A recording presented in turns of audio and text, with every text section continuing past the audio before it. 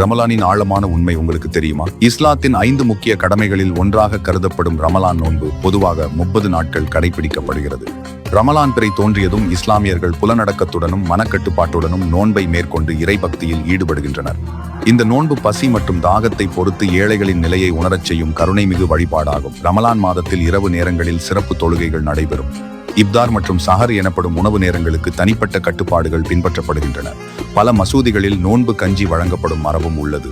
இந்த மாதம் முஸ்லிம்களின் புனித நூலான குர்ஆன் இறைத்தூதர் முஹம்மது நபிக்கு வெளிப்படுத்தப்பட்ட மாதமாகும். ரமலானில் இறுதியில் நோன்பு வெற்றிகரமாக நிறைவடைந்ததை மகிழ்வுடன் கொண்டாடும் நாளாக ஈதுல் பித்ர் திருநாள் அமைந்துள்ளது.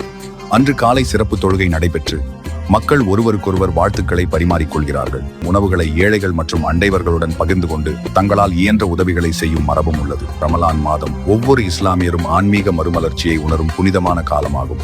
இஸ்லாமிய மக்கள் அனைவருக்கும் MRD மஹால் சார்பாக இனிய ரமலான் நல்வாழ்த்துக்கள்.